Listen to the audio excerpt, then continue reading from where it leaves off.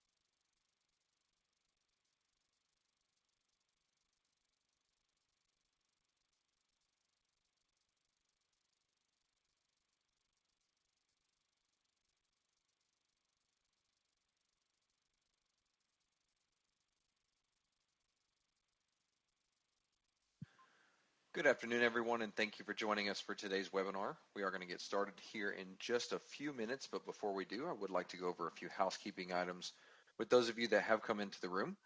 For those of you that we do already have in the live event, first thing I would like to make mention of is our chat pod, which is located on the left-hand side of your screen marked chat. This chat pod is going to be the best way to communicate with us should you have any questions regarding today's material. All questions pertaining to the material will be retained until the Q&A session that will be held at the very end of today's webinar. So please feel free at any point of today's live event to go ahead and type in your questions there for the presenter, and we will pull them out and house them for you, and then we will get them answered during our Q&A session. We would hate for anyone to forget their questions, so please feel free to type them in at any time. Now, this chat pod is also the best way to communicate with us should you experience any technical issues. If you do have any technical issues, please make sure to let us know there in the chat pod, and either myself or one of our customer service representatives will make sure to get you taken care of. All of your audio for today's webinar is going to be streaming through your computer speakers. So if at any point during today's live event you either lose your live audio or your live video feed, the best thing we can recommend to do initially is to simply refresh your web browser and then hit the play button again that is located in the center of the live feed. Depending on your web browser version, there might also be a play button at the bottom right-hand corner, or if you full screen the video, the live feed video pod, you will also be able to find the play button once you full screen. If for some reason you experience any other technical issues, again, please feel free to let us know there in the chat pod, or you can also utilize the toll-free number or our email address that is located directly above the live feed window. You'll also notice that we do have our closed captions that will be running throughout the entirety of today's event. Those are located directly below the live feed window. It is the top of the hour. So I'm going to go ahead and switch some things up on my end, and then I'll be back shortly to get us started for today's event. Thank you for joining us today.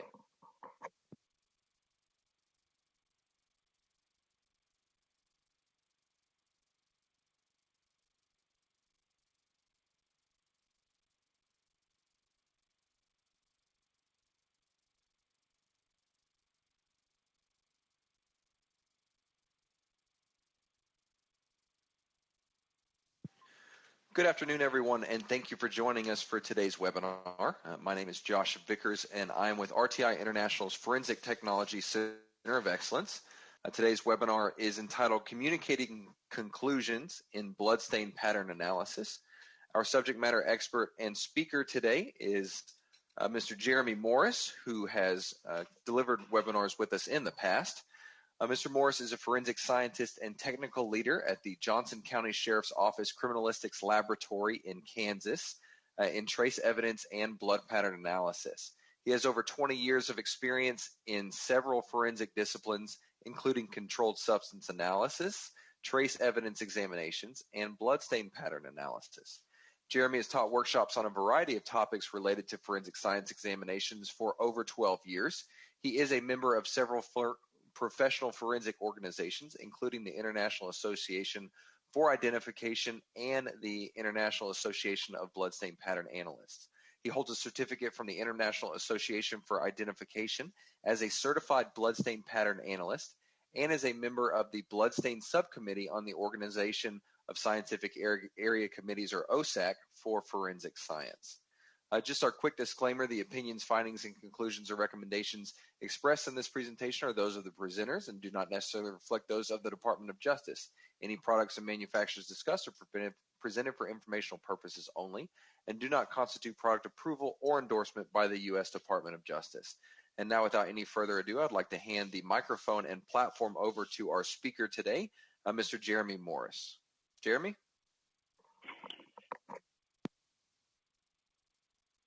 Good afternoon and good morning to everyone. I want to welcome you to this webinar, and I appreciate all of you taking your time out of your days to sit in for an hour to talk about how we communicate conclusions in BPA. So looks like I am, there we go. Are we showing now, Josh? Yep, I can see your title Okay, slide. very good. Thank you. Sorry about the glitch there. So we have an ultimate goal here. If we think about our work product, our written reports as well as our courtroom testimony are the final point of our process. It starts with visiting the crime scene, analyzing evidence at the laboratory, and ultimately, though, we're giving our work product to our customer. That work product could be a written report that goes out to the investigators, judges, and prosecutors, or it could be testimony. And many times that testimony is the only work product which our judges or jurors see or hear. The purpose of both of those, whether it's report or testimony, is to efficiently and accurately pass on not just the relevant observations of the bloodstains that we observed at the scene or on evidence, but also to accurately pass on the conclusions to those who are going to make decisions. And the potential impact of our reports and our testimony really cannot be overemphasized. But if you think about it, how much training have you actually gone through to dealing with how you write reports and how you testify? For many of us as bloodstain analysts, we've taken a 40-hour basic workshop in addition to many other internal training hours or external training hours that could be in the area of hundreds of hours. But when it comes to courtroom testimony, we may have had something internal, a few hours here or there. Maybe we took a 2 or 3 day workshop on courtroom testimony. But if we're to balance the two out, we can see that they're not balanced at all. We have significantly more training in our technical capabilities than we do in our report writing and testimony capabilities. So the ultimate goal today is to find ways to make this better. Now, I've had an opportunity to look over those who are part of the webinar or who registered for the webinar, and the vast majority who are attending today and listening in are from the United States, but we do have a fair number who are outside of the United States. So we have multiple countries, and not all of us have the same rules when it comes to report writing and courtroom testimony. The examples today are largely going to be based on the U.S. system. However, I have had opportunity to look at other systems such as Canada, the UK, the Netherlands, Australia, New Zealand, and elsewhere, and France. And many to most of the principles that we're going to talk about today will have a direct application to reports and testimony in those jurisdictions. So if we think about the typical way in which we go about report writing, we have some guidelines that are out there. Bloodstain issued a report writing guideline that talks about the things that are required to be in the reports, the various sections and the various components, methods, limitations, and assumptions. And then we also have the typical caveats: don't go beyond your science, don't go beyond your expertise, and don't use emotive language in your reports. And the National Commission on Forensic Science in the United States gave its views on the various things that have to be within report writing, that they have to accurately and clearly convey the statement of purpose and the external examination and testing and so on. So we have very descriptive things about how we are to write our reports, primarily the kinds of materials that are supposed to be in there. When we deal with the typical approach regarding courtroom testimony, we typically have very broad recommendations. When you speak, make sure that you speak slowly and clearly, that you address the judge or the jury, depending on whether you have one or both that are present. When a question is being asked of you, listen carefully to the question. Don't answer immediately. Wait for any objections from the opposing counsel. And we emphasize this many times: be willing to say, I don't know. And these two slides kind of cover the basics that we have when it comes to report writing and courtroom testimony. The reality of both of these, whether we're writing a report or we're testifying, is that communication is at the heart of both of those situations. And in reality, we don't generally take the time to understand the basic science of communication. We deal with it all the time in our everyday lives, whether it's text messages or emails or private or public conversations, webinars such as this, reports and testimony.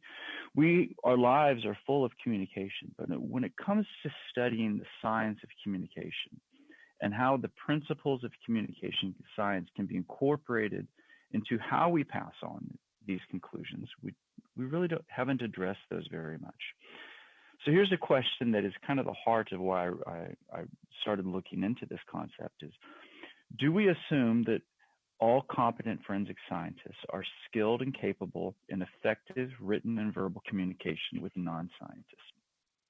Many of you who are in accredited laboratories, or I'm going to assume most of you are in accredited laboratories, go through annual testing to make sure that you can do the technical work to which you are assigned. I have proficiency tests in my trace evidence exams, as well as my bloodstain exams, and as well as crime scene exams. That way, I can document continued proficiency and abilities to do that work. But do we assume that we are able to do the same thing when it comes to how we write reports and how we testify in court? Do we check each other? Do we check and test ourselves? I found this quote from a paper that was published earlier this year, and I won't take the time to read the entirety of the quote, but the section highlighted at the bottom is really important. We have this discussion, sometimes a very lively discussion to a debate about what is the most scientifically accurate way to pass on conclusions, specifically conclusions that involve uncertainty. And we have various groups that talk about the most accurate and scientifically way or most logical way to pass on those conclusions. But in reality, what gets lost in many of these discussions is the audience, the people who really use our conclusions, and those are the triers of fact. So if juries cannot understand or appropriately apply our testimony that is given, even if we do it in the most scientifically and logically accurate way, if they don't understand it, then the science has not been effective, transparent, or ultimately useful to the trier of fact. So we failed in our duties to the triers of fact if we don't pass on our conclusions in a way in which they understand. So let's think about this concept of communication. So let's say I'm this individual that's on the left-hand side and my wife is on the right-hand side, and I want to convince her that we need to buy a car. So I have an idea in my head about this car that I think that is a good idea for us to purchase, and I want to use communication in whatever way to pass on that idea into my wife's head so that we both have the same idea of the vehicle which we're going to purchase. However, if there's a breakdown in the communication, that idea that shows up in her head may not be the same idea that is in my head. When it comes to the triers of fact, the only idea that has of any importance is the idea that's in the head of the triers of fact.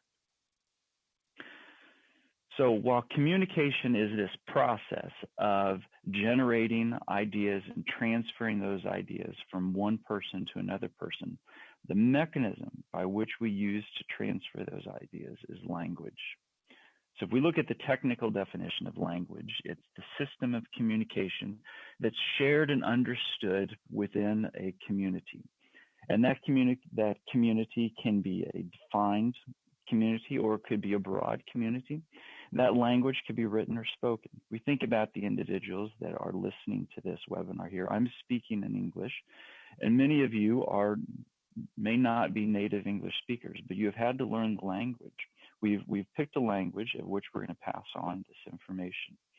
Different communities have different languages, different dialects, and so on. But language, both entities, both parties, part of this communication process, have to share and understand the common language before communication can be effective.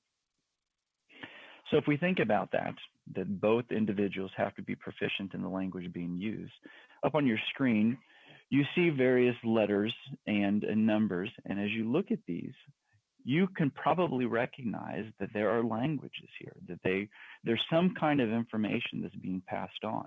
Now, you may not recognize the language, or maybe you do, but unless you're proficient in that language, you don't know the message that's being passed on. And for all of these, and I use Google Translate on this, fully admit, so all of these say one stain does not a pattern make, a very common phrase that's in the vernacular bloodstain pattern analysis. But even though every single one of those lines has that same message, we didn't recognize the message because we didn't understand the language. So now if we think of how are we going to model communication, there's different studies that have looked on how we can model and portray communication. And one of the first ones that came out that's understood is the transmission model of communication. So we have the sender, who is the individual that is on the left-hand side, who has an idea, and they want to pass on that idea to the receiver, who is on the right-hand side. The process by which this transmission goes through is that the sender comes up with an idea, encodes that idea, passes that encoded message onto the receiver, who then has to decode the message and then come up with that idea in their head.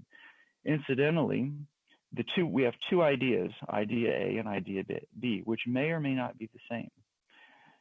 Hopefully, effective communication is going to allow these ideas to be the same. But also within this process, as this message is being passed on, is this concept that's noise. Think of applying this transmission model to telephone communication. If you have static in the line, or things seemed a little garbled, that noise is interrupting the message, so that the idea from person A is not accurately or efficiently being passed on to person B. Even though that both may speak the same language, we have noise that gets in the way. So let's think of it this way. Let's say that the code is the same, but the languages are different. Now, this is what I mean. The sender speaks English, and the receiver speaks German. So the senders, we see depicted on the left-hand side, they have an idea in their head, and they want to pass on this idea, communicate this idea to the receiver. So the person who is English speaking says, my message is GIFT, gift. So they pass on that message, and they pass it on to the receiver.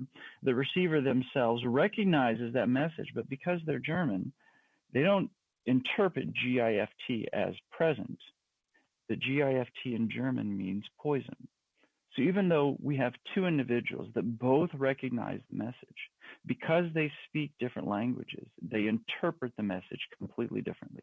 One sees it as a positive thing, I'm going to give you a present, whereas the other sees it as a very negative thing. You're going to give something that is harmful to me. So this is where the problem of different languages, even when they share common messages, different languages, can be an issue. So what we see here is that translating between different languages emphasizes the importance of meaning besides the message. Both recognize the message, but what we're really trying to pass on is meaning. Now, if we look back at communication now, communication is that process by which people interactively create, sustain, and manage meaning. So we've highlighted two separate things here. This concept that is meaning is the core, but it's also an interactive process. The downside of what you and I are going through right now is a one-way form of communication. At the end, we're going to have a question and answer period where some of your questions and concerns will be brought back to me, and we will have somewhat of a pseudo interaction. But if you think about when you and a friend are talking and you don't quite understand each other, there is a constant back and forth discussion until both of you come to a mutual understanding of what is being discussed. So an agreement on meaning cannot be assumed, even when you are communicating within the same language, and particularly when communicating between two different languages. So even though I, in my head, know, as an English speaker, know what I mean by GIFT, I cannot assume that same meaning is going to be understood by the receiver of my message. This is where that back and forth is so critical and important. And that back and forth continues until we have a shared understanding of the meaning. So let's use an example that's applicable to bloodstain pattern analysis. Here we have this phrase, projected stains were located on the bedroom wall. We have this phrase that we recognize as far as projected stains.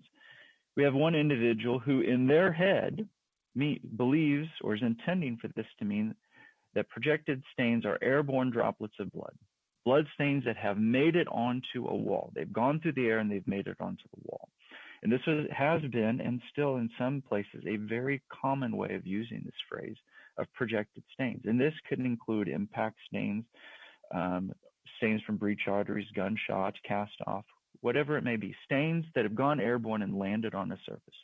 Those have been projected onto that surface. However, an individual who uses the swig stain terminology or the terminology that came out recently from the Academy Standards Board, when they hear of projected stains, they think now of airborne droplets of blood that have come from a breached artery. So now we have two individuals looking at the same phrase, projected stains were located on the bedroom wall, And because the meaning is different, the interpretation of those things is also different. And because the interpretation is different, then ultimately the final conclusions could also be different. So this is why it's so important to come to a shared meaning of the terms of which we use. And also to underscore again, we cannot assume a singular meaning. So we can modify our transmission model a little bit, and we can say it's transmission with feedback as the model of communication. And this adds a very important step, this feedback that the receiver passes on to the sender. That feedback can be in a variety of ways. It can be actual communication through verbal means. It can be through written means. It could be facial communication. If I am testifying in court and I'm watching the jury and I see a face that indicates to me they don't quite understand what I'm saying, then I can use that as a cue, as a feedback cue to change or adjust what I'm saying or to do further explanation. But I have received feedback. So as you sit there and listen to this, you may think, okay, seriously, what is the point of all of this? Why are we, we're supposed to talk about bloodstain communications. Why have we spent all this time, 20 minutes now, dealing with the science of communication? We take a step back as scientists and we look at the words we use, whether written or verbal. We need to be honest that science in many ways has a language of all its own, which is totally different than the language of the layperson. Think about what we do, whether we are crime scene analysts, drug chemists, trace chemists, whether we are biologists, whatever it may be. We have a very technical jargon. Even those who are listening to the webinar who are from different expert areas of expertise, whether you're police officers or judges or professors or attorneys, you have your own language as well. With science, some of the specific aspects of the language of science is we have very technical jargon, very specific words that we use that are unique to science. We often use the passive voice rather than the active voice. We have very content-dense phrases. Our sentences are packed full of content, which for the layperson is very, very difficult for them to process. Sometimes our sentences go on very long. We use common words very differently. We define them differently. Sometimes we have official documents that define common words differently than what the common person does. And many times it just may be that the general use of a specific word is different than the general use by the layperson. So the principle that we have here is that you cannot understand science until you understand the language of science. Scientists understand scientists because we technically both speak the same language.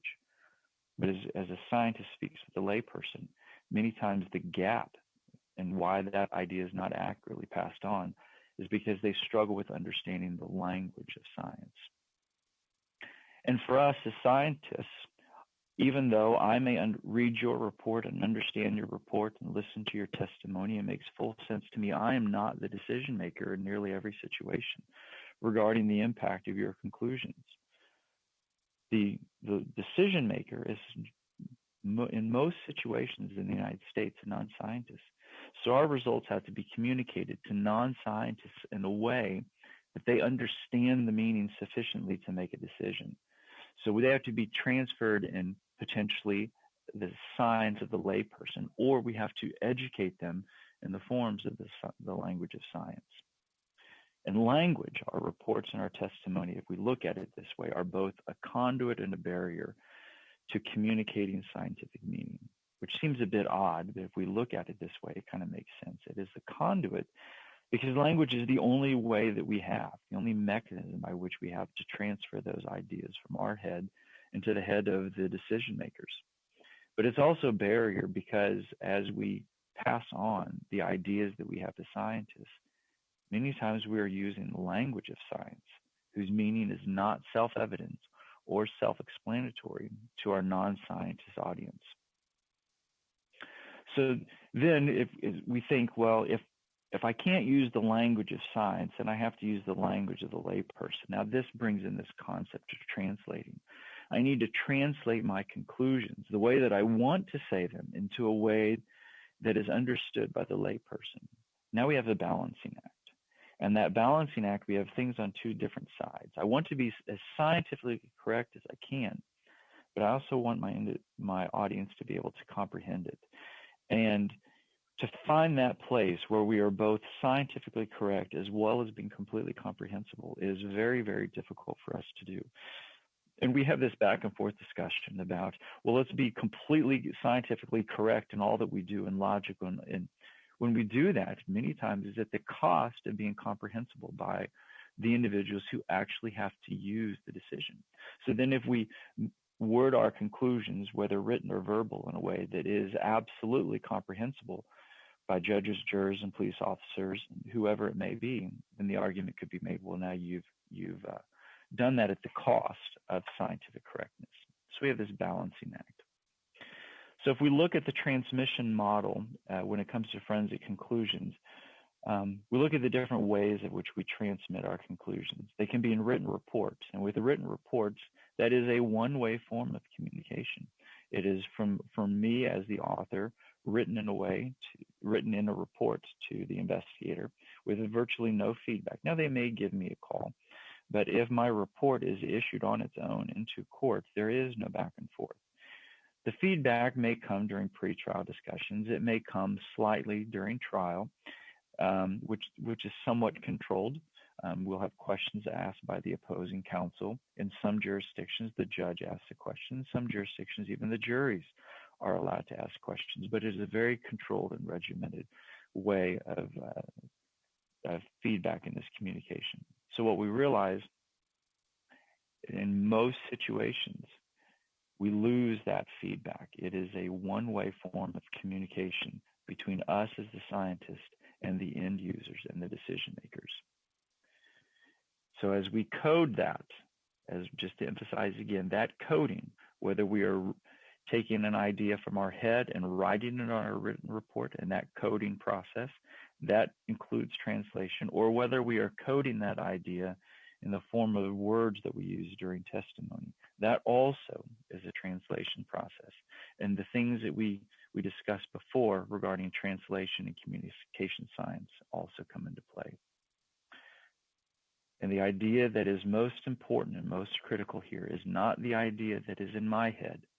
It isn't the idea that is in the head of the receiver, who is the decision maker. And this is where we have this huge potential problem. So me as a report author, I may look at some blood stains, and in my head, I may determine that there's multiple mechanisms that could explain those blood stains, that they could be from an impact, which is an object striking the liquid source of blood, which could be a hammer or it could be hands. In my head, I may say, I don't know what those are. But if the idea that pops up in the head of the decision maker is different and more limited than the idea that's in my head, the most critical idea is in the head of the report reader. That is how they're going to base their decision. And sometimes, maybe many times, we don't consider this gap. So if we look at the reality of the message, when communication is through written text only, the only meaning which counts is that from the reader interacting with the text and not from the writer constructing the text. It's whatever idea they get as they read through my report, not what I'm trying to come across. We may read this and think, now wait a second. They always have the opportunity to call me. I have our lab phone numbers on there, my personal phone numbers there. They can give me a call directly. We can have a pretrial conference.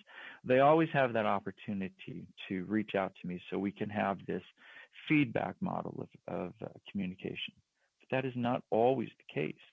Some jurisdictions, the report is directly entered into evidence and read by the triers of fact without any communication from the scientists. So now we don't have that opportunity. And any gaps and mistakes that we've made in our report we are now unable to overcome those because there is no back and forth dialogue. So if we look back at the report writing guidelines now, and we see how they've been constructed, Bloodstain, and for those of you who are keeping track of the update to the report writing guidelines, the ASB is going to hopefully soon issue an update to the Bloodstain report writing guidelines that has come from OSAC. But as a member of OSAC, I've seen those report writing guidelines, and they're very similar to what Bloodstain were. we look at Bloodstain and the National Commission of Forensic Science, these guidelines are good and necessary, and we need to follow and hear them. But what we have is a very academic form of communication. So now the question is, if we use a very academic form of communication, is this really effective in leading the non-scientist reader to a real understanding of the meaning of my conclusions? So to give an example for that, the National Academy of Sciences, their report in 2009 recommended that forensic science come up with standardized terminology for classifications and conclusions, and that standardized terminology be used across all of forensic science. They found that different disciplines were using the same terms in mildly to wildly different ways. And that's their premise, is that inconsistent use of terms or using the same term with different meaning was causing confusion among the triers of fact. So their recommendation is that forensic science needs to standardize the terminology. And if we standardize the terminology, then that means our triers of fact will be able to understand the real meaning of what we're trying to pass on in our conclusions. It's going to remove that confusion to understanding our conclusions. The reality of that is far from that. As we see in this report or paper that was published in 2013, we cannot create a term, adopt that term, define that term, what we intend for it to mean, and then expect our users and our audience to understand what we mean by that.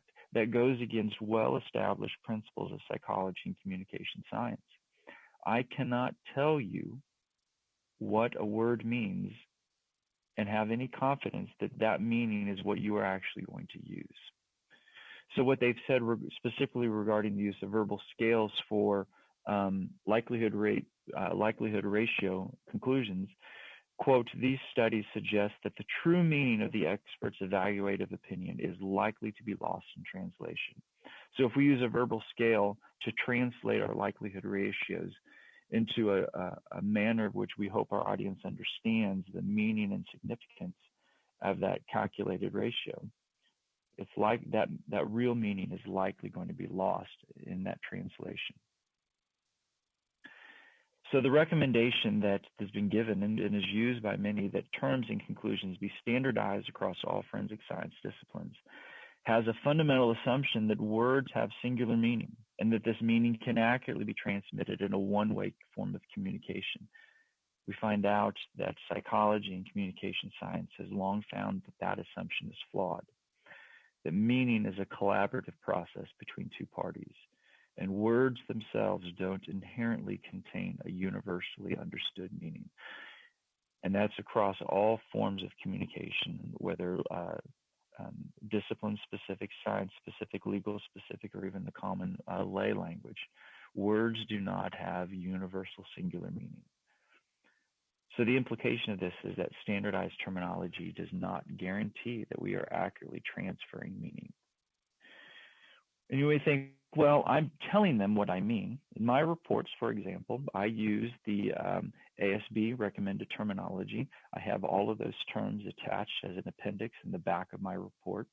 So if they want to know what I mean by cessation pattern or projected pattern, they can go to that appendix and they can read that definition. But now let's look at this definition. And it may be a bit difficult for us as Bloodstain analysts to see this, but those definitions are not inherently clear for someone who's not trained in bloodstain pattern analysis. Cessation pattern, a bloodstain pattern resulting from drops released from an object due to its abrupt deceleration. That is not inherently clear. It's technically accurate, and when you go through the training, you know what it means. But a layperson, if we're asked them, what does this mean, even providing them the definition, they may not know exactly what we're trying to pass on. And the same thing with projected pattern, where we have more technical terms in there, resulting from the ejection of blood under hydraulic pressure. Well, okay, what is ejecting the blood? What is hydraulic pressure? These terms understood in the language of science, but not always understood in the language of the layperson. So using those principles, how do we write our reports? Now, some of us have guidelines that we have to follow. ASB, as I mentioned before, has this document guidelines for report writing in BPA. The public comment period closed a month ago.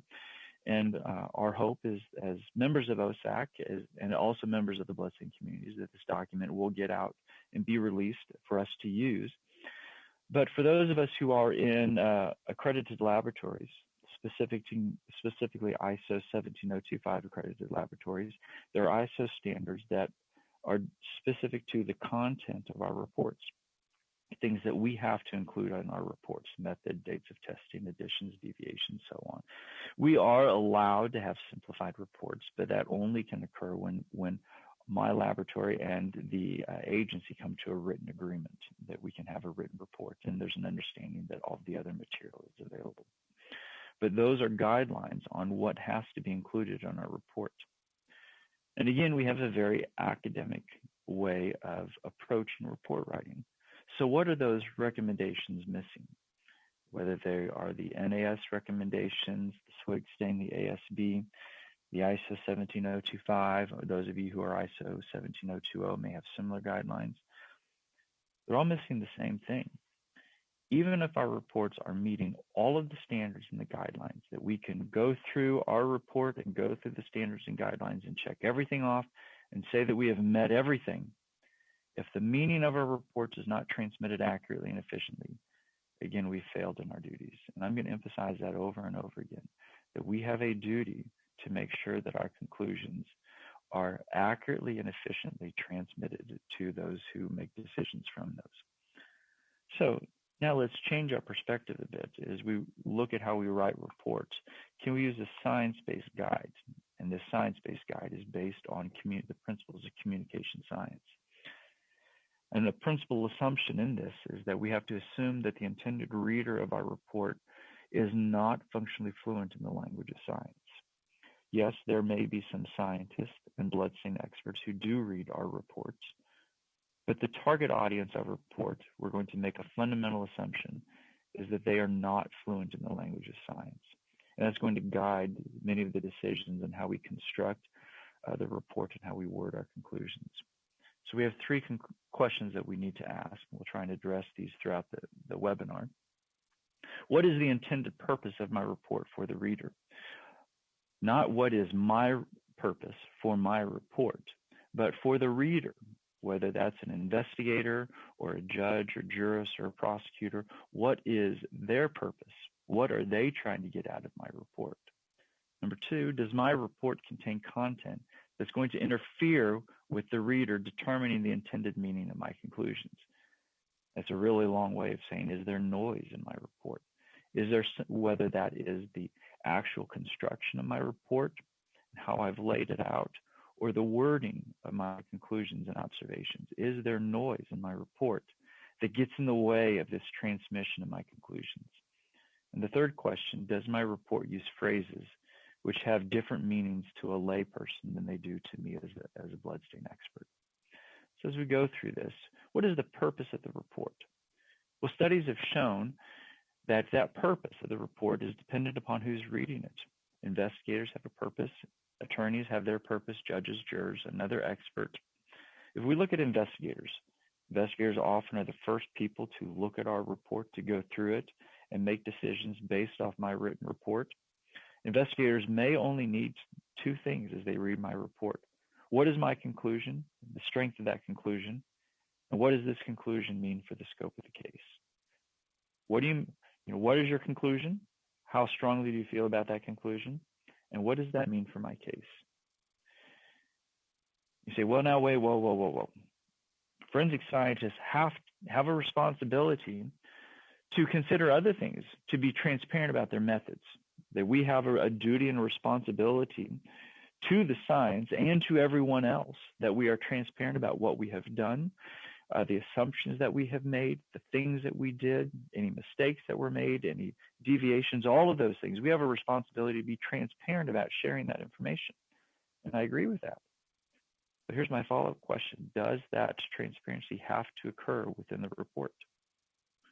Or can it occur in some other means? So here's some published work. I love the title of this paper. Sometimes I give up on the report and ring the scientist bridging the gap between what scientists write and what police investigators read. And I've talked with a number of investigators, and one person was very articulate about it and very plain. He was a bloodstain analyst himself, but he talked about the struggles that he had himself reading DNA reports.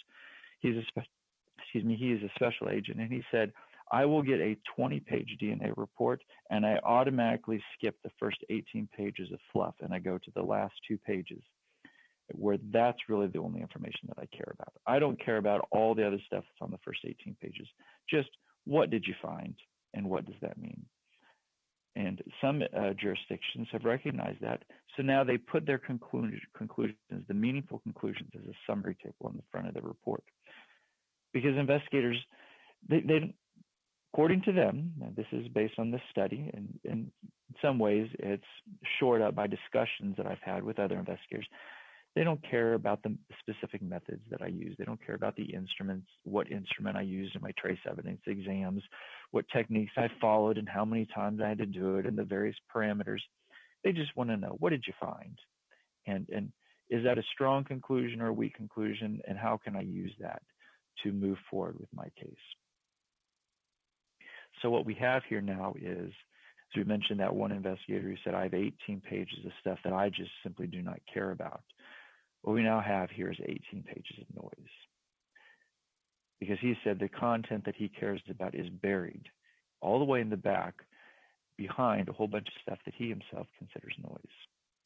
So if we look at how we could word our observations and conclusions using some of the recommended guidelines, and I fully admit I really went overboard on this. If you read through this, we've got a very detailed description about a pattern that's located on a bedroom wall. It describes the size, the shape, the location, the distribution, all sorts of different forms and features of this bloodstain pattern. And at the end, it includes, presumptive testing. At the end, it says pattern A is more likely a cast-off pattern than any other spatter-producing mechanism. So all the observations that support the conclusion and demonstrating the uncertainty within that conclusion. Now, we as bloodstain experts can read this and everything makes sense. But to the investigator, this is what they see. The pattern A was located on the south wall of the master bedroom, and then everything else is blah, blah, blah, blah, blah, blah. It doesn't make sense to them. It's unnecessary. And even though the actual meaningful conclusion is at the end, we have a whole bunch of stuff that they don't understand and they don't care about, that they have to mentally work their way through to get to the final conclusion that's in the end. And what studies have found is that if our reports are written in a way that are cognitively difficult for them to work their way through, they will simply give up. And they just won't read the report. So even though the words cast-off pattern may bounce off their eyeballs, they cognitively do not get to that point to understand it, because all the noise has gotten in the way. So how do we reduce that noise? Well, remember those two things that investigators are likely looking for. And these are just the investigators, not talking about the attorneys and other triers of fact or decision makers. For investigators, what are you saying? How strong is that conclusion? And what is this going to mean for my case? So as we go back to this blah, blah, blah page, the thing that they may really only care about is pattern A located on the south wall is likely a cast-off pattern. And all of the other stuff is unnecessary. Well, what about all of that other stuff? We're supposed to be transparent. We're supposed to be thorough. We do need to include that information, make it readily available. Well, what do we do with those things about the features and the presumptive tests, the considered propositions, and all that other technical jargon? You could include it in an appendix. You could have that attached as an appendix, where you include these detailed descriptions about all the various patterns and the things that you took into account. That way, as the report goes out with all attached appendices, they have the conclusions in the report where they need it. And if they really do care about the other stuff, it's also provided to them. Another way of handling this is that all these observations reside in the notes. But the key here is that those notes have to be permanently retained and always available.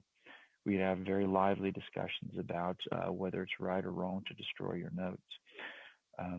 But All your observations must be retained in some manner, whether they are retained in an appendix or whether they are retained within the notes that are permanently retained. Those observations need to be available. So we talked about the observations. Now the message still has to be correct. So if we move the noise, say we've taken all of those descriptors and tests that we've done and we've moved them to an appendix, or we've kept them in the notes that are permanently retained, we've moved all of that noise, and we've structured our report so it's not difficult for an analyst to go through or a non-scientist to read. Even though we've removed all that noise, we still have to make sure that the message is correct. Let's consider examples of how the words that we use can easily be mistranslated by non-scientists. And these concepts, these phrases that we're going to talk about, even though we're dealing right now with written reports, these phrases are also problem phrases in verbal testimony. Found a paper here that studied the words that analysts used across various disciplines to pass on conclusions. And I found this phrase very interesting. The terms seem to have been selected because of their ability to capture both perceived value, but also because of their ability to influence and persuade. The first part of that, ability to capture perceived value, is good. But it's a very slippery slope when I specifically choose my words for the purpose of influencing and persuading. That becomes a very slippery slope of which we can start using phrases, not because we think it's the most accurate way of transmitting our idea, but because we are trying to be persuasive and influence the decision makers. Ultimately, the patterns themselves should be the influence. So I want you to consider the following report statement as we've discussed communication science. To a reasonable degree of scientific certainty, the absence of bloodstain patterns in the accused residence is inconsistent with the assault occurring in that location. So we have a couple of phrases here that we're going to talk about. And the first one is this phrase, to a reasonable degree of scientific certainty. I have to admit, I started as a drug chemist in 1997, and this was a phrase that was very common for us to use. And I answered it without any problem. I thought I understood what that question meant. And today, as I look back at it, I realize that there are some valid concerns with this phrase. What do you really mean? Or what is meant by this phrase, to a reasonable degree of scientific certainty? And I think what we're really trying to say is, are you confident in your conclusion? Well, why not ask it that way? Well, perhaps the reason why we say to a reasonable degree of scientific certainty is now it cloaks that to make that conclusion, well, you're not just confident, that you're scientifically confident. Well, what foundation do I have between confidence and scientific confidence? You can walk into a diner and they have a sign that says world's best cup of coffee. Well, they're confident that their coffee is really good, but there's no support for that phrase. Just like there's virtually never any support for this phrase, a reasonable degree of scientific certainty. There's no standard by which we can compare that to. And what we've also found over and over again through cognitive science studies is that there's absolutely no correlation between your confidence in a conclusion and the accuracy of that conclusion. I can be 100% confident in something that I state, and I can be absolutely wrong in that. Confidence does not correlate with accuracy. So now we move to another phrase that has some lively debate, and this is phrase consistent with as a conclusion. And again, this is one that I couldn't understand what the problem was until I started looking at it in the ways that we're going to consider in the next couple of slides. Here we have two different conclusions that use the phrase consistent with. I just want to ask you, do they have the same strength, even though they use the same phrase? It was a single source DNA, meaning from one person, and it was consistent with the victim. The cut to the hand is consistent with being the bloody object that came into contact with the dashboard. Are those phrases consistent with, do they have the same strength? And not only do they have the same strength, do they have the same objective evidence supporting the strength of those conclusions? And here's the real critical question. What is likely interpretation of these conclusions by the non-scientist audience member? As they look at the first one, that the single source DNA came from one person that's consistent from the victim, they're going to say, well, yeah, that blood or that DNA came from this person. The cut to the hand is consistent with being the bloody object. What's their takeaway? That a bloody hand made that object. No other object, just a bloody hand. Was that really what the bloodstain analyst is trying to say? Or are they saying, yeah, it could have been a hand? So what we see with consistent with, it's often used in a way that is unbalanced. If I say that these bloodstains are consistent with a projected pattern, I am only describing them as they relate to a projected pattern. I might, in my head, think, yeah, a projected pattern is a possible explanation. But I'm not discussing all of the other spatter stains or circular to elliptical stains and whether or not the pattern under consideration is consistent or inconsistent with those. So it's unbalanced, and because it's unbalanced, it gives it a limited perspective. So what does the expert likely mean in the below phrase, and what do you think the jury is actually going to hear? So here's the question. This is actual trial transcript. Mr. Doe, this pattern that you observed on the dashboard of the victim's vehicle, is this pattern consistent with someone who could have been actively bleeding on the right hand? If we look at that question, technically, the answer that was given, yes, is consistent with that. There's nothing fundamentally or technically wrong with that answer. Is this pattern consistent with this action? Yes, it's consistent with that. So the analyst head may think, well, yeah, that's one of multiple possible explanations. But what is the jury's takeaway? That this is the only explanation. That is a very real possibility. In fact, as we read through this specific trial, that became the narrative that was used by the prosecutor and ultimately by the jurors, is that this bloodstain was created by this specific mechanism. So it's used in an unbalanced way, and it's often used in a way that only considers one perspective. So here we have an image. And if you look at that and someone were to ask you, is this image consistent with the shadow of the statue of the thinker? So yes, it is consistent with that. And now we have another image, and I were to ask you, is this consistent with a shadow of the statue Venus? Yes. Are they consistent with being the shadow of the same object? We say, no, they're not. But in reality, they are a shadow of the same object.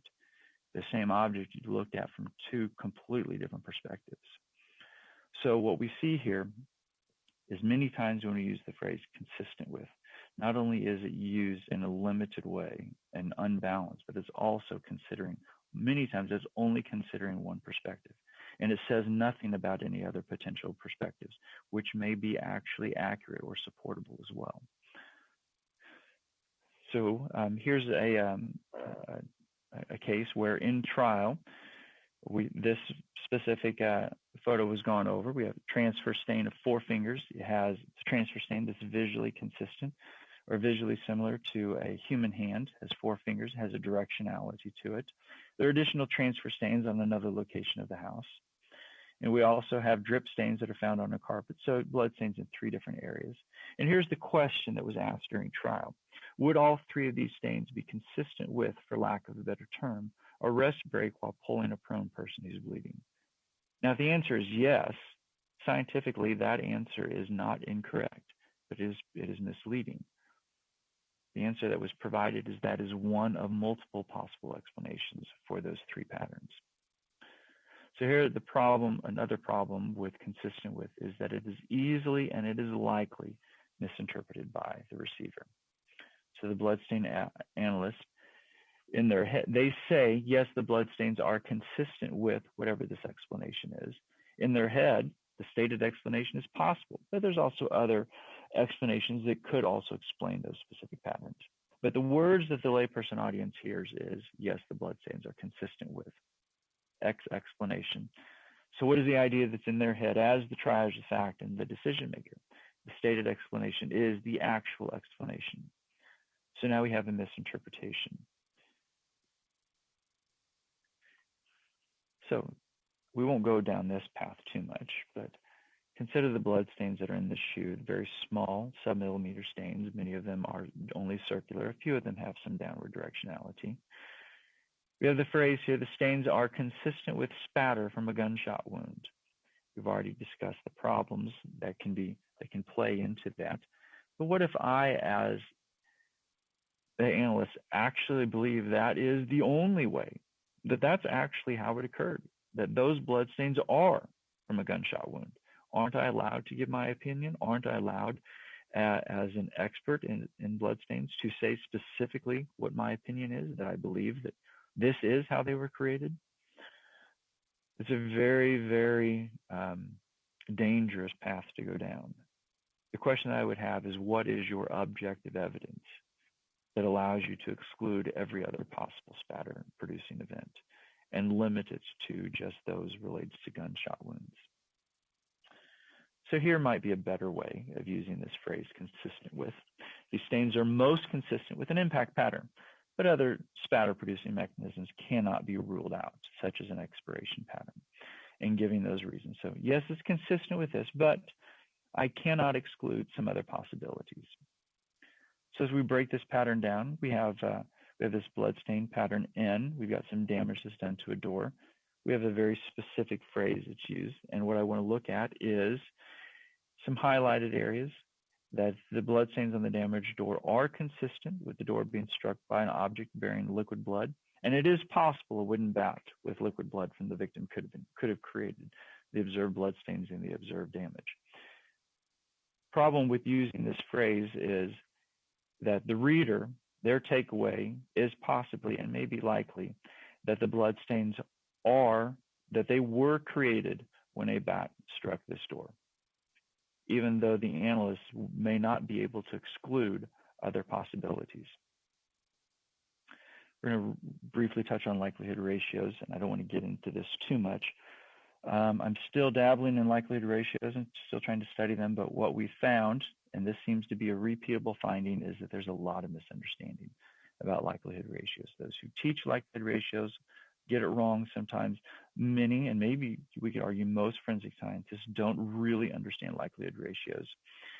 And that we have this incorrect application, the prosecutor's fallacy, that the probability of hypotheses rather than the probability of examinations, that we flip how that likelihood ratio is applied.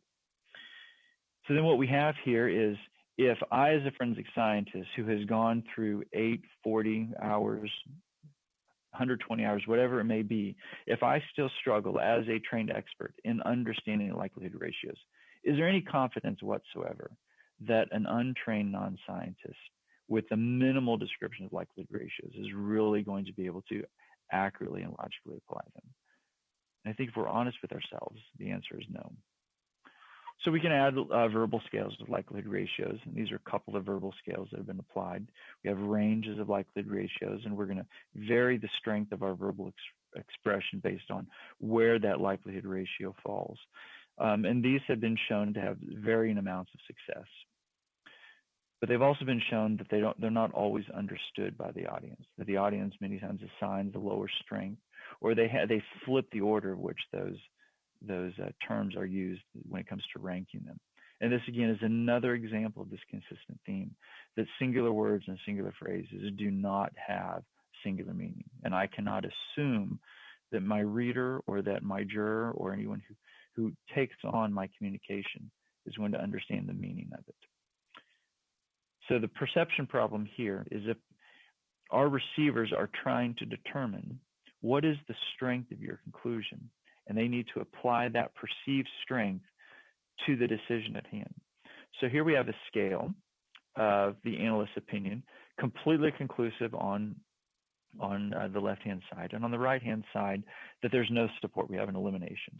When it comes to the analyst, they may land at where the green arrow is at, that this is the strength of my conclusion regarding this scale. But in a juror, the juror may think it's at this point. In their opinion, now it's slightly lower. Now, if we think of one juror, now we have multiple jurors, and they're going to have a range of opinions. 6 different jurors, 12 different jurors are all going to have different interpretations of the strength of that conclusion. You can see they land at different locations. This in and of itself is a problem. Now we get into the jurors in their deliberations. What we're going to find is they're going to go back and forth trying to figure out this shared meaning until they land at a spot. And that's where this collective jury is going to land on the strength of that conclusion from the Bloodstain analyst.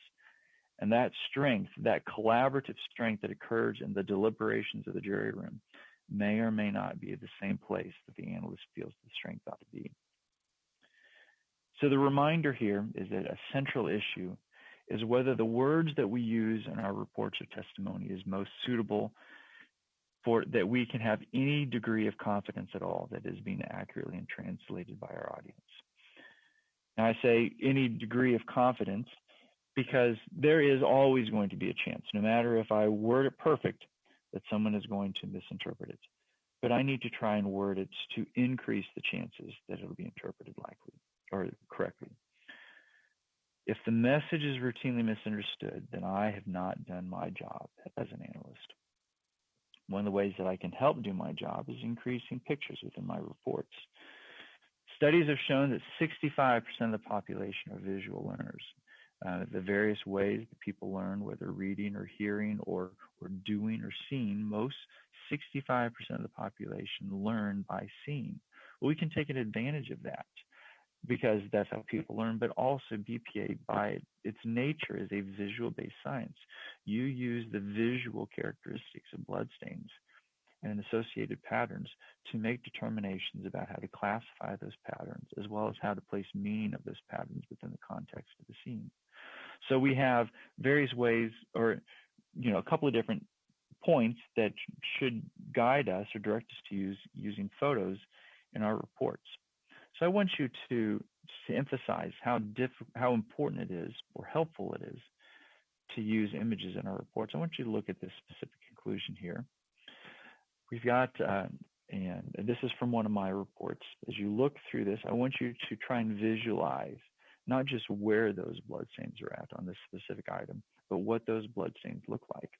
And while you may have come up with an idea in your head that you think might be clear, if you have 10 people in the room, all 10 of you are going to have completely different images in your head.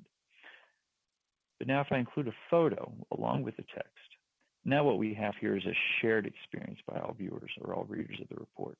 You actually see the actual bloodstains on the item, and you can correlate what you visually see with what is written. So this helps increase understanding, and it falls right in line. A picture's worth 1,000 words. There's so much more information that is conveyed in the picture than just by words alone. And there's other things that we can be concerned about. I just encourage you to use photos.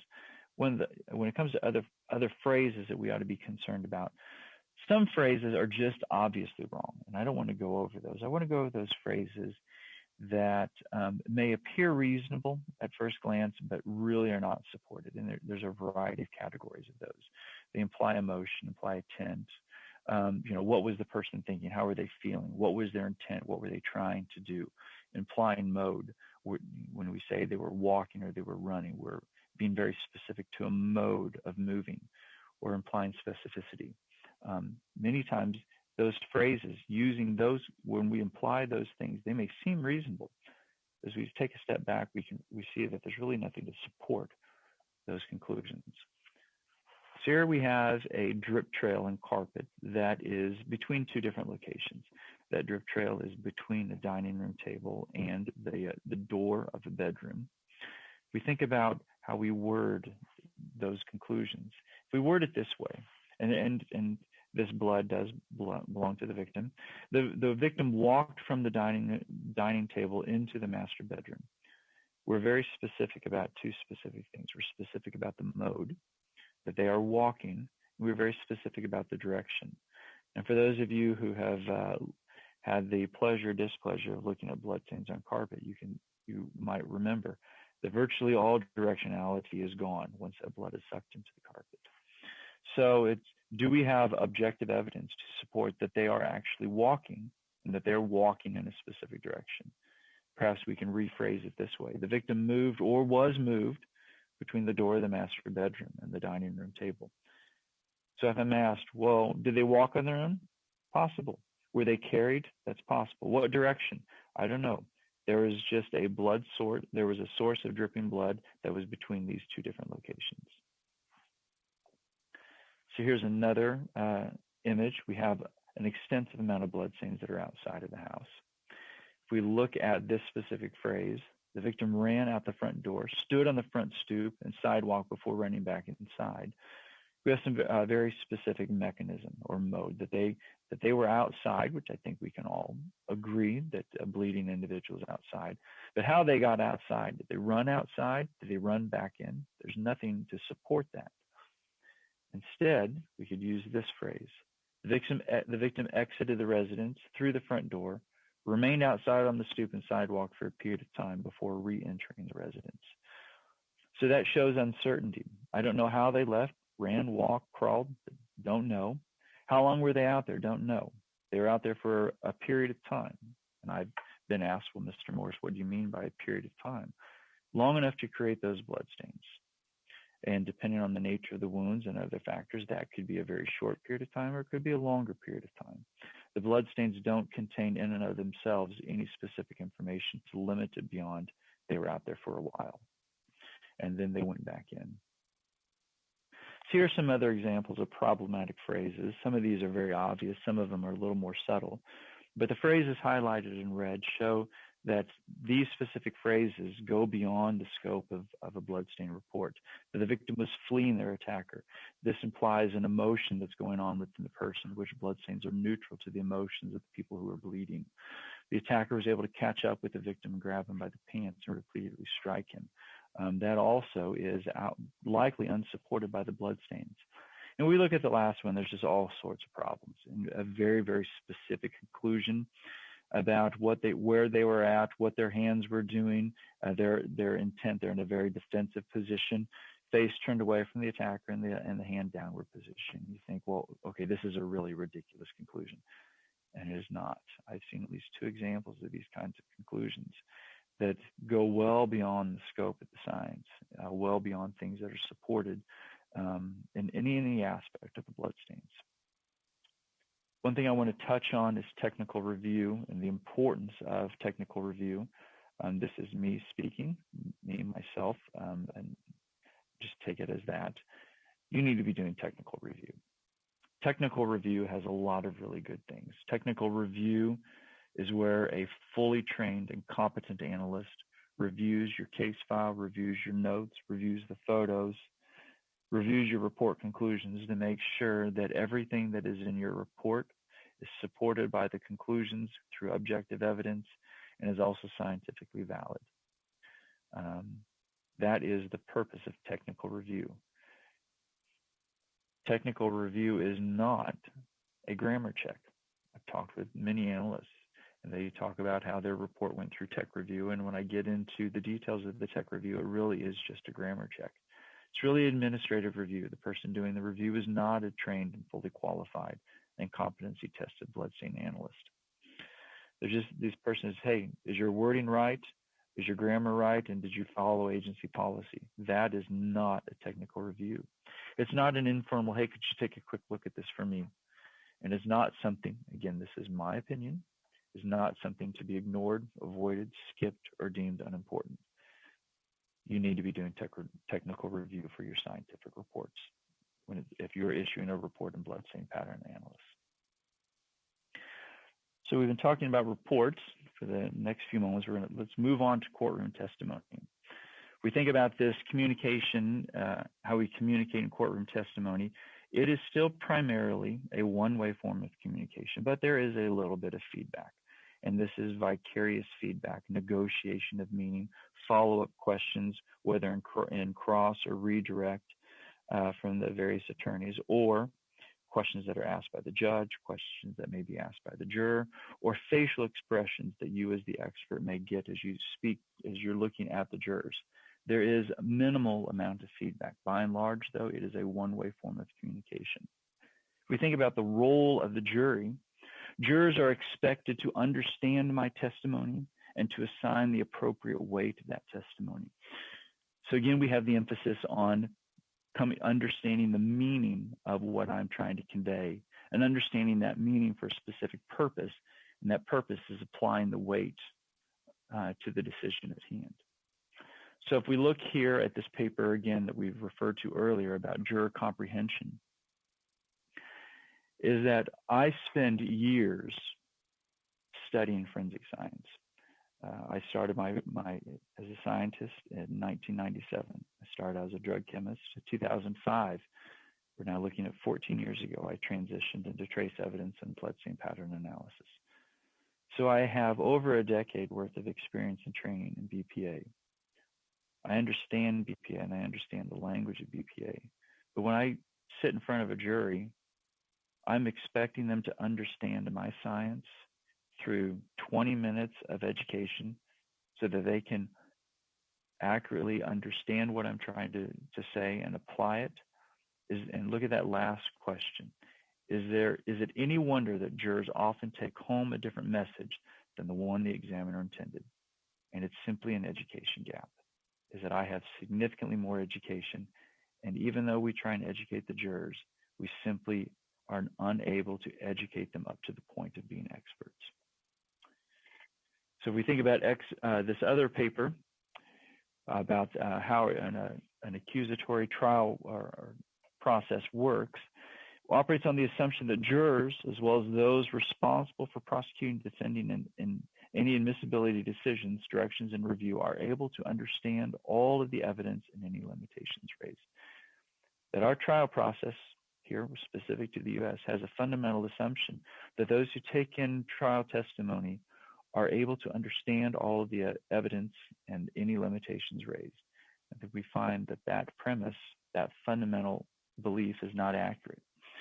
So as the jury looks at the expert witness, studies have shown that there are a couple of questions that they have in their mind. Is this witness credible? Does this person sitting before me, are they a credible individual that I should believe to any reason the things that they're saying? And then, is the witness testimony persuasive? Now, these are issues that are tied together, but they are fundamentally different. Is the witness credible, and is the testimony persuasive? So we're not going to talk about credibility right now. That's a different thing. But we're going to talk about persuasion. How are jurors persuaded? How is anybody persuaded, for that matter? We found through studies that persuasion follows two routes. There's the central processing route. Central processing route, where I, as the decision maker, have both the motivation and the cognitive ability to think about the message of that topic. So I want to pay attention, and I also have the cognitive ability to process that message. So with that central processing, the decision is based upon the validity of the arguments themselves. With peripheral processing, though, one of those two pillars has fallen. That I, as the decision maker, I either do not care about what's going on, or I do care, but I'm unable to think about the message of the topic. I just don't understand the message. I really want to understand, but I can't, or I just really don't care. If either my ability or my motivation fall, then the decision or the persuasion is based upon something other than the arguments themselves. So if we think about central processing, and if someone makes a decision based on central processing techniques, they are making that decision based on the reliability of the underlying science, the qualifications of the expert based on their training and certification. Are they trained? Do they know what they're talking about? What about the agency that they work for? Are they an accredited agency? And then other case-specific observations and case conclusions. If we think about if someone was persuaded by these 4 bullet points, we think this is a very good approach of being persuaded. This is excellent. This is the way it needs to be. But what if that central processing fails? What if they cannot understand the message, or they do not care? So if the fact finder cannot understand the meaning of an expert's statements and conclusions, they lack the ability to process that message and quickly lose the motivation. I want you to think about a time where you read a research paper or a news article or something that you just thought, okay, this is above my head. You tried working your way through it, but it was so mentally exhausting to work your way through that you just gave up and you just didn't care anymore. Well, that exact process can happen to jurors. Even though they may try to understand our science, if they eventually are unable to, they will just give up. The science then becomes less important and persuasive than the expert themselves. And that becomes a peripheral processing. So these peripheral issues are the expert Well, how can the expert be a peripheral? Well, what they start looking, hey, remember, is the expert credible? Well, what defines credible? Well, what do they look like? How are they dressed? Do they look nice? We've got all kinds of studies about what does a credible expert look like. What is their speaking style, their experience? Do they sound confident? All of these peripheral issues regarding the expert themselves, or the peripheral issues regarding the presentation. They only gave verbal testimony, or they gave a PowerPoint presentation, still frame 3D reconstructions, or moving 3D animations. All of these, the presentation style is really a peripheral issue. But if the juror is unable to process the message, then they will start turning to these peripheral issues. So when it comes to credibility, this 2019 paper says, quote, credibility may be judged by a host of evidence-irrelevant criteria, such as appearance, tone of voice, body language, experience, degrees, or use of visual aids. All of these things about determining are you a credible evidence or expert start the moment that you walk through the door. You are being judged as they see you, how you're dressed, how you stand, how you speak, your tone of voice, your body language. Do you sound confident? All those things, they have absolutely nothing to do with the validity of the science, but have everything to do with persuasion. Perceived expert experience, which is a peripheral factor, was found to be the most influential on jurors' perception of the evidence. Now, this cuts two different ways. This is a really good thing. In BPA, we have demonstrated that experience is important, that the more experienced you are, not that you will always come to the right conclusions, but you're better equipped to come to the right conclusions. But what jurors has found is that they have more confidence in a bloodstain expert with 20 years than a bloodstain expert with 1 year. And for those of you who are new into the field, there's no way of improving this than having experience. But experience of the expert was determined to be the most influential factor by jurors in determining their credibility.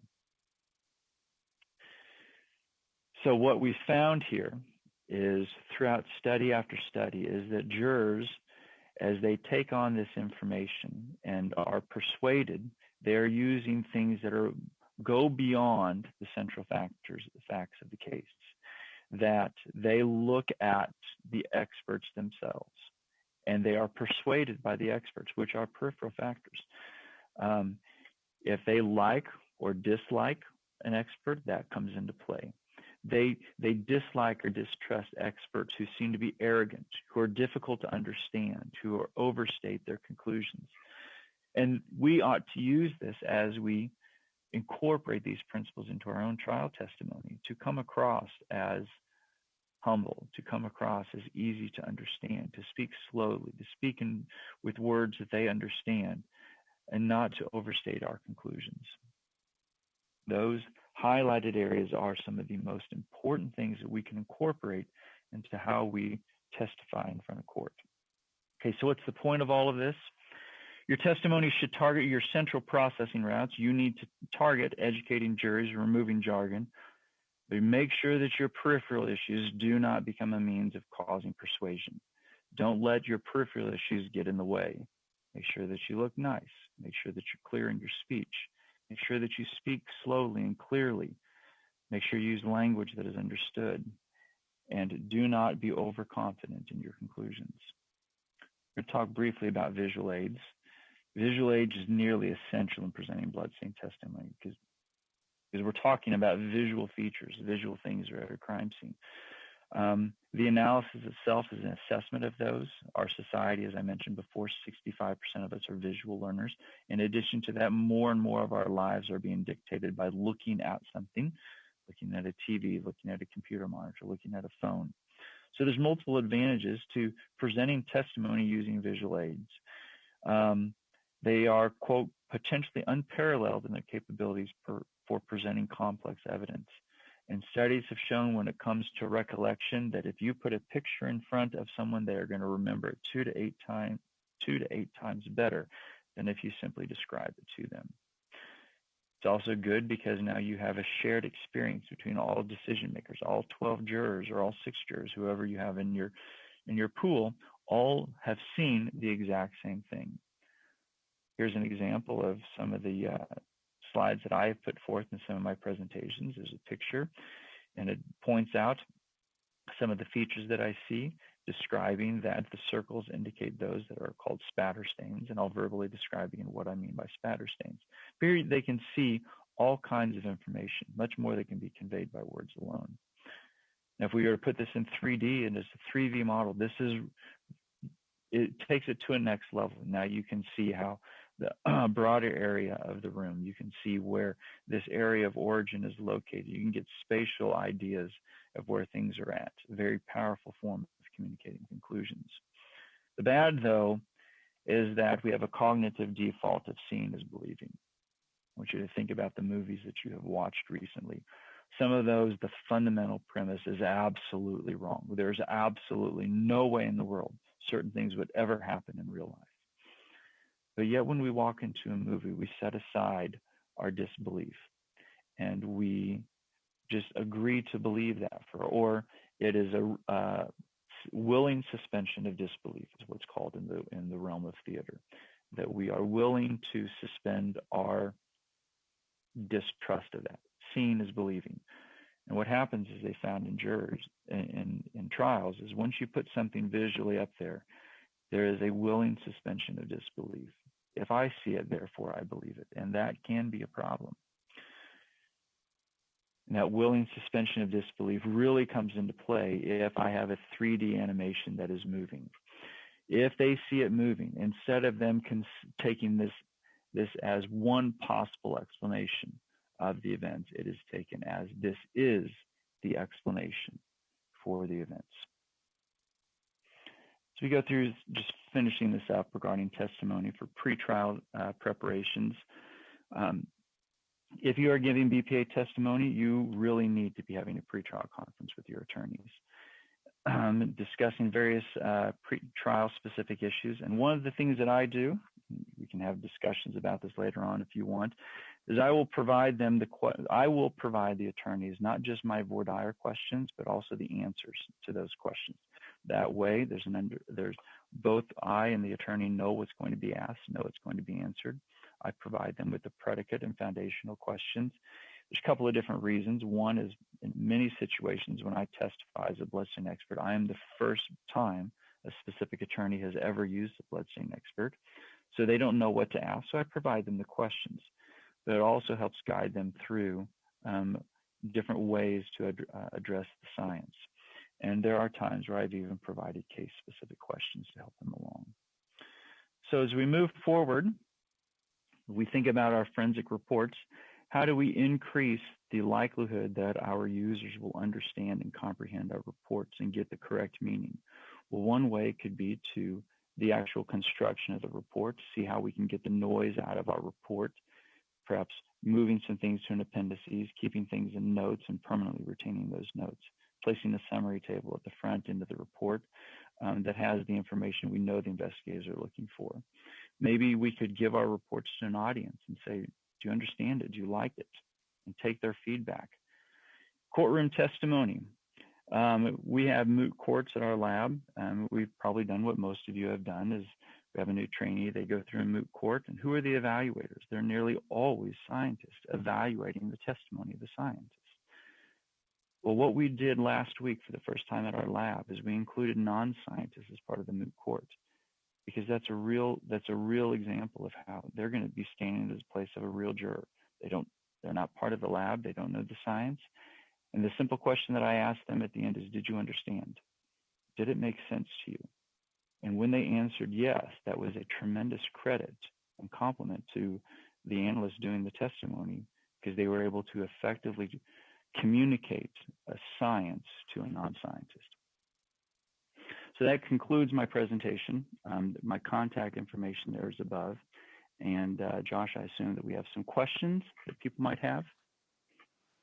All right, thank you so much, Jeremy. We're going to give everyone just a few minutes to type in any questions that they might have. Again, Jeremy has been gracious enough to give his contact information there on your screen. So make sure you do take that down, email as well as phone number. Also, We do have a PDF version of today's slide deck that is located back on the main event page where you came into today's webinar. So once we have concluded, you can navigate back to that page and download that PDF directly before you leave today. We also have recorded today's event, and we will be converting it into our archival version here in the next few days.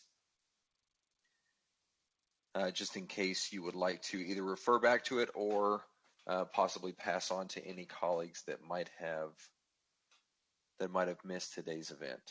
We're going to give everyone a few minutes to type in any questions. Looks like we have one from Jay asking thoughts on quote unquote the best explanation versus consistent with in the report. I don't use either of those, and we can have big discussions about that.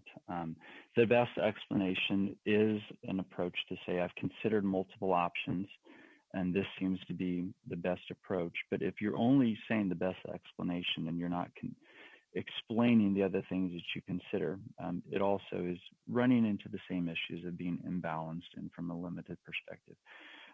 What I will say is when it comes to classification, if I cannot classify it to a specific pattern to the exclusion of everything else, I will either limit all the patterns that are included, say that this is a spatter pattern that could be projected or cast off, or I will go take a higher level and I will simply say that these are spatter stains. That's kind of the way that I approach issues of uncertainty. That's kind of the approach that I take, consistent with and best explanation kind of share some of the same concerns as I think about it.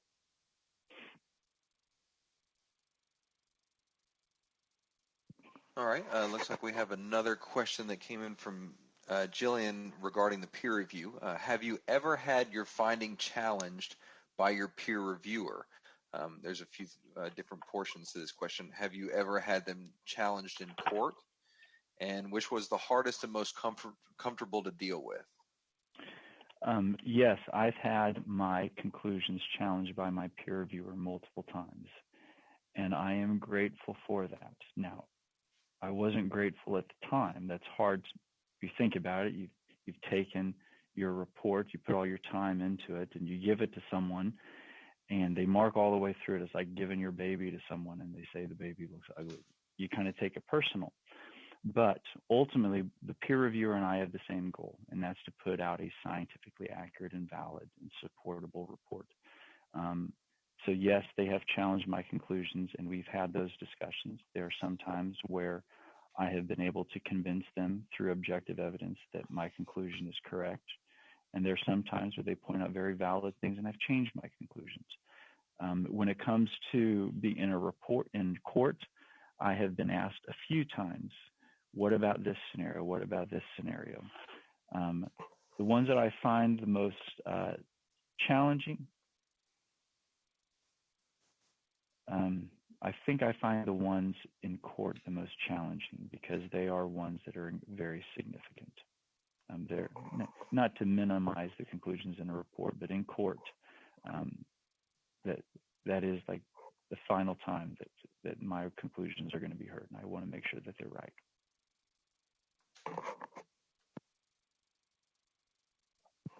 All right, next question that came in is asking, can you give us an idea of how many pictures that you're including in your reports? And of all of those images, are you IDing all of them in your report or just the most important ones that correspond to the conclusions?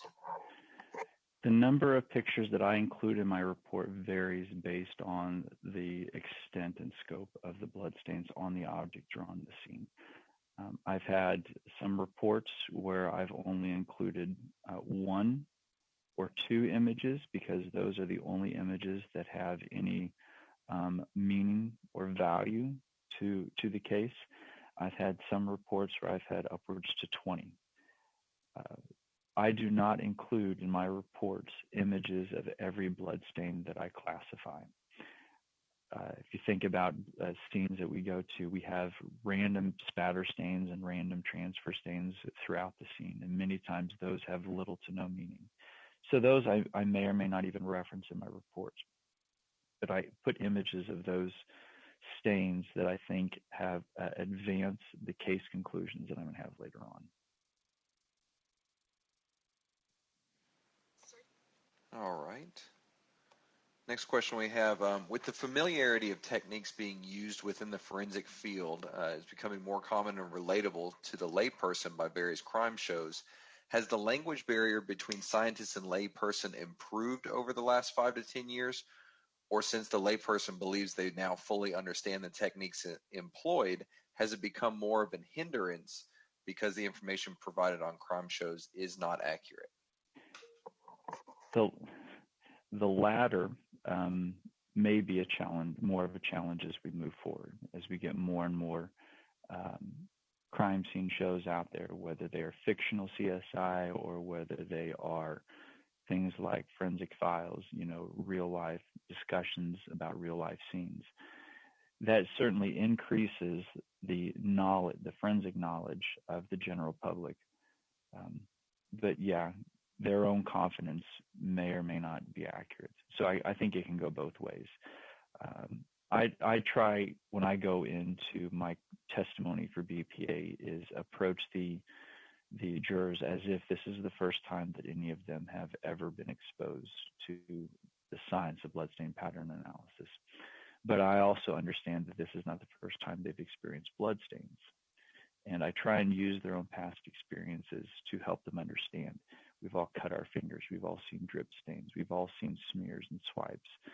So tapping into their past experiences and just life experiences to bring them up regarding their knowledge of the science of BPA. That's the approach that I take. I try not to make any assumptions about what I think they may or may not know. All right. Last question we have for right now. A user would like to know if you could explain a little bit more of what voir dire stands for. Okay, voir dire is I'm probably pronouncing that wrong. This is the process of which I am introduced as an expert in court, where they go through my employment, my education, my training, and my experience to lay the case that I can be qualified as an expert in bloodstain pattern analysis. I will provide those background questions. And so that's what I mean by voir dire. And then the foundational questions are, instead of being related to the person, me as the expert, they are now related to the science itself. What is the history of BPA? What is the techniques are used? What are the justifications of it as being a valid science and generally accepted in the area of forensics? So that's what I mean by voir dire. All right. Next question is asking, in a drip trail, should we be scaling every droplet individually? I don't. If I have called something a drip trail, by definition, that means I am saying that all of those stains are coming from a common source of liquid blood that is moving between two different points. So I don't scale each stain. What I will do is I will do the overall and mid-range photographs that capture that pattern, and then I may include as a photo a scaled photo of one of the stains. But in my descriptions, I have narrative descriptions. I will describe the size range. So for a drip trail, I'll say we have a linear arrangement of circular stains between these two locations. The size range of the circular stains is 17 to 18 millimeters wide. So that's all embedded within my notes and observations, not necessarily in photographs. All right. Next question we have from Zach. How often when you testify do you provide a PowerPoint, or in what circumstances would you utilize a PowerPoint as a demonstrative aid? I have used a PowerPoint in every time I testify in bloodstain pattern analysis. I find it an incredibly powerful way of passing on this information. So that's been my approach. And with one exception, the first time I tried, the judge ruled that we weren't going to do it. And the second time that trial came up, he allowed the PowerPoint. But besides that one glitch, and it was a judge's ruling, every other time I have used a PowerPoint. All right, that was fantastic information. With that, we are past our time, so we are going to go ahead and close up things for today. Actually, it looks like one question just came in. We'll call this the last question of the day from Nicole. Rather than having an appendix to the report, when you identify a blood stain as a specific type, do you define it as you discuss the stain within the report? That is one option. There's a variety of different options on how to include the terms and definitions in your report.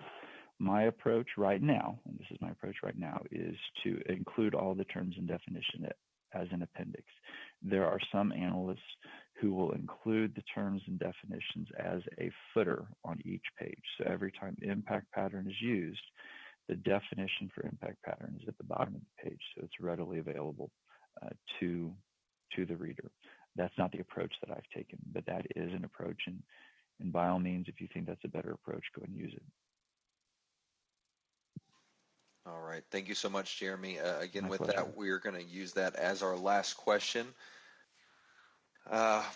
Obviously, we would like to thank Jeremy Morris for his presentation, as well as the countless hours of research and all of the work that he has put into bloodstain pattern analysis and the forensic community. So, Jeremy, thank you so much for joining us again. We definitely appreciate your time and your presentation. It is my pleasure. I hope the material has been helpful to everyone. All right, and with that, we would also like to thank all of our attendees for joining us today. These webinars are just simply not possible without your attendance and your support. So thank you very much for joining us. Before you leave today, we always ask you participate in our short survey. We do know some of you experienced some audio issues, so we would definitely like to find out a little bit more. If you could go through our survey before you leave today, we would definitely appreciate that. You can find that located directly below the closed captions pod. You can click on the word survey and it will bring that up for you. It only takes a few moments to complete, and we definitely want to make sure that we're providing the best webinar experience possible to you, our audience, as well as the way we disseminate that information out to you. So all of your feedback is very vital information that we look at very closely. Again, today we have recorded the webinar, and we will be converting that into our archival version over the next few days. You can also find a PDF version of today's slide deck, again, located back on the main page that you came into today's event on. Also, you'll find your certificate of attendance there. Momentarily, Tyler will be putting in the chat pod links to our social media outlets, Facebook, LinkedIn, and Twitter. Make sure you are following us on all of those, as well as our website, where you can find all of our no-cost webinars, podcasts, special reports, and success stories that we're putting out to the forensic community, as well as a link to our podcast. Make sure that you're listening to those as well, just to stay up to date with all of the lead subject matter experts in the forensic community and in the forensic field. Again, thank you so much, Jeremy, for joining us today. Thank you to our audience for taking time out of your day to join today's live webinar, and we hope to see you in the next year with new content and new live events. Thank you and have a great afternoon. Thank you.